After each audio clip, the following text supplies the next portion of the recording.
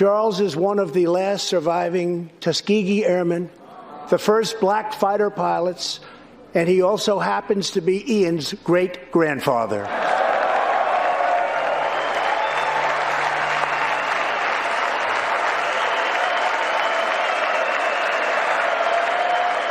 Tonight, we have a very special surprise. I am thrilled to inform you that your husband is back from deployment. He is here with us tonight, and we couldn't keep him waiting any longer.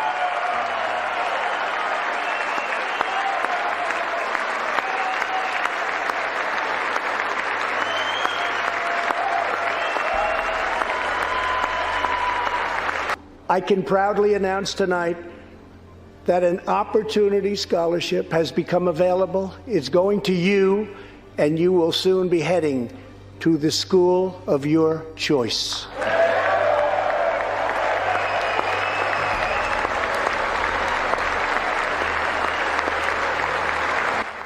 Oh man, the Trump campaign absolutely humiliates Nancy Pelosi in her speech-ripping stunt at the State of the Union. I mean, this couldn't be worse for our smug, virtue-signaling, self-righteous speaker. We're going to take a look at the appalling ways in which the Democratic Party is imploding and see why ultimately we can lay much of the blame on Nancy the Ripper Pelosi. You're going to love it.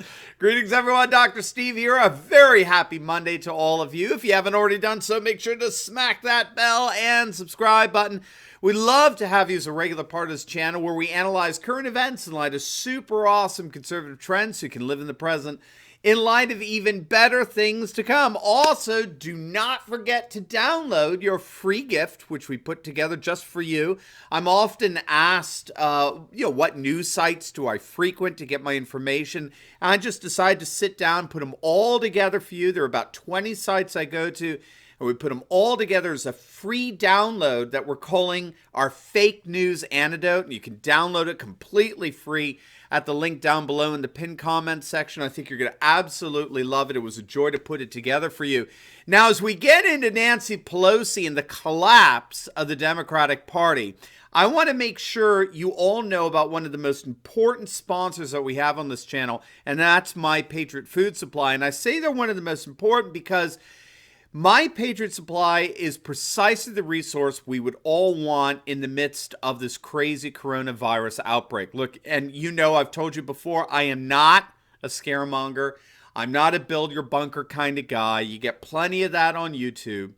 But we do have to be prepared, and we owe that to ourselves and our families. We do not want to wait for an emergency to happen before we actually prepare for one. So our good friends over at My Patriot Supply are offering 40% off a 2-week emergency food kit when you go to my special website by clicking on the link below. Preparing for emergencies has never been easier and more affordable than now. So take action by clicking on the link below and save 40% off with your 2-week emergency food kit today. I've got mine. Make sure that you get yours. All right? All right, so let's dive right in here. Nancy Pelosi's pathetically childish stunt at the State of the Union last week has come back to bite her big time. What happened is that Turning Point USA, a conservative group, put together a video montage that just simply could not possibly be more damaging to Pelosi, more humiliating. I mean, Trump put together this masterful State of the Union, got over 80% approval among independents and even 30% of Democrats, which is pretty stunning given how partisan our nature has become. 97% of Republicans, of course, approved of the speech. So Trump put together this masterful speech that featured, a 100-year-old World War II veteran, a mother and a son who lost their husband and father to a detonated roadside device, a mother whose daughter was born 21 weeks prematurely. I think she was not even a pound when she was born. The daughter survived and was with her mother that night. A soldier serving in the Middle East was reunited with his wife and children for all to see. I mean, it was, in terms of just the optics and the emotional vantage point, it was an utterly brilliant speech. And so this montage would feature each scene and then show Nancy Pelosi ripping up the speech in reaction to it with this pathetic temper tantrum. I mean, it was absolutely brilliant. These are the people that Nancy Pelosi ripped up, as it were. And so Trump came across this video montage, thought it was brilliant, and he retweeted it. And once Nancy Pelosi got wind of that, she freaked out and demanded that Facebook and Twitter take it down. Her spokesperson was screaming and crying that this is deliberately misleading. Everyone knows the president has no qualms about lying to the American people. This latest video of Speaker Pelosi is designed solely to mislead and lie to the American people. And every day that these platforms refuse to take such malicious video down is another reminder that they care more about their shareholders' interests than the public's interests. Virtue signaling, right?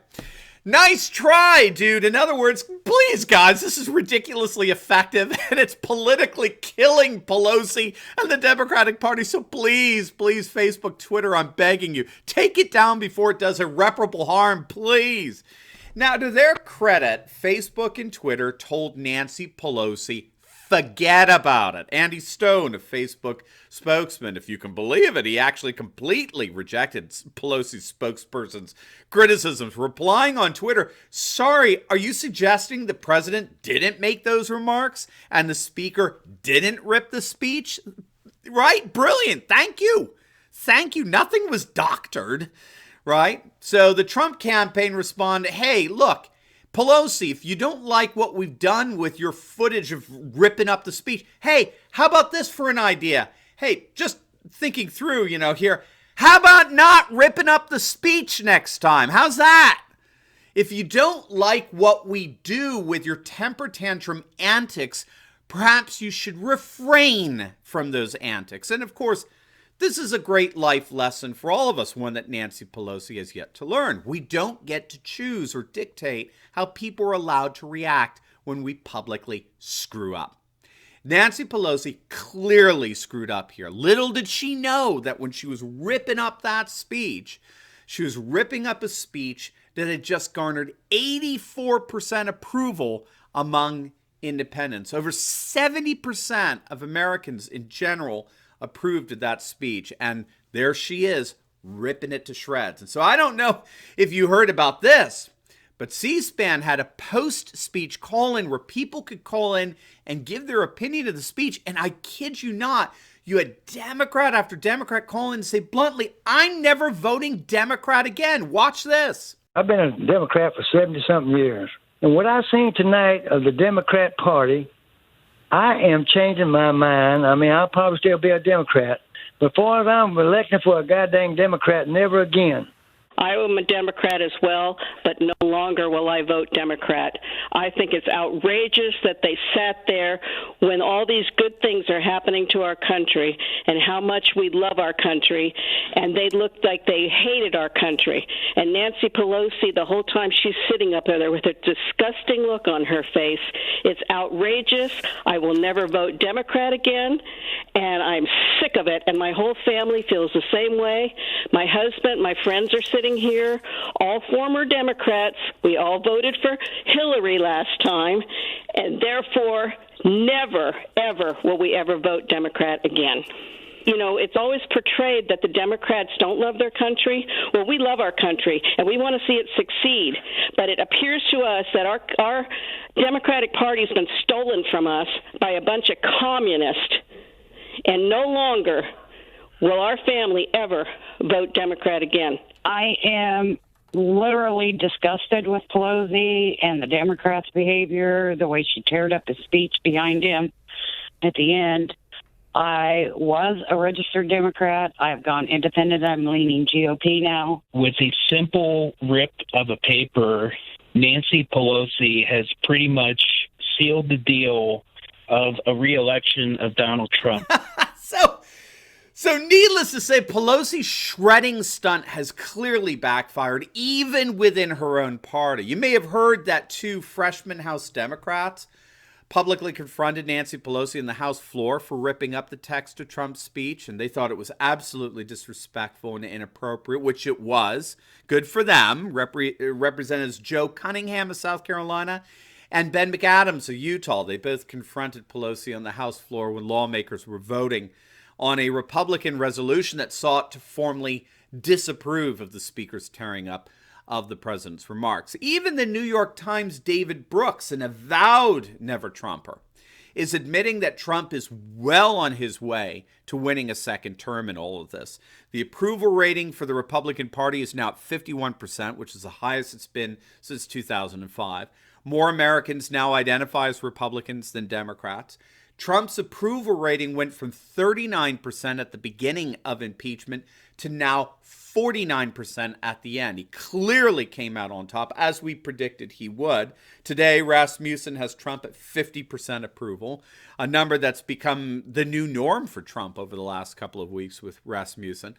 Political professor Matthew Goodwin is seeing the same things here. He notes, as Gallup shows, 74% of Americans are optimistic about their finances, which is the highest since 1977. 63% like Trump's handling of the economy, the highest approval since 2001.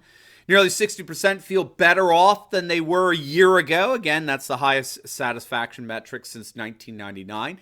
Republicans have a 6% advantage on self-identification over Democrats. 51% of Americans prefer Republicans, while only 45% prefer Democrats. And of course, Trump's approval rating, 49%, the highest ever recorded by Gallup. And on top of all that, as if it couldn't get worse, you have what appears to be nothing less than an implosion in the Democratic Party. At the end of the day, gang, the only person that Pelosi ended up destroying as a result of this impeachment circus was who? Joe Biden. Think about it. If there were no impeachment, the vast majority of the public wouldn't even know that Hunter Biden existed, let alone profited off his father's position in government. They would never have known about Biden putting pressure on the Ukrainian government to fire the special prosecutor that was looking into Hunter Biden's business dealings with a corrupt natural gas corporation, and how Biden pulled a quid pro quo, or what we like to call quid pro Joe, threatening to withhold money until they got rid of the prosecutor. In the end, the only person who got completely wiped out in all of this was Joe Biden. And again, we predicted that. You can check out our video on how the supposed Ukrainian scandal for Trump would actually sink Biden's campaign. You'll love it. I'll link it down below for you in the pinned comments section as well. And now, as a result of Pelosi's complete and total ineptitude, you have James Carville, who's the architect for Bill Clinton's successful campaign back in 1992, Democratic operative. He's coming out and publicly declaring that the Democratic Party has completely imploded. They've gone totally insane.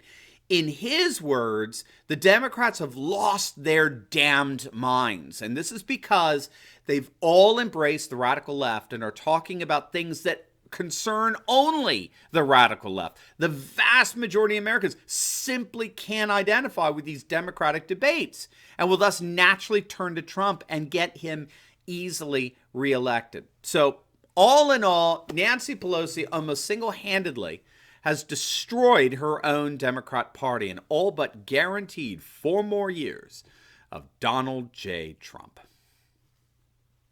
Now, before you go, I just posted a great video on how the coronavirus is actually speeding up nationalist sentiments all over the world. It's going to absolutely make your day. So make sure to click on the link and I'll see you over there. God bless.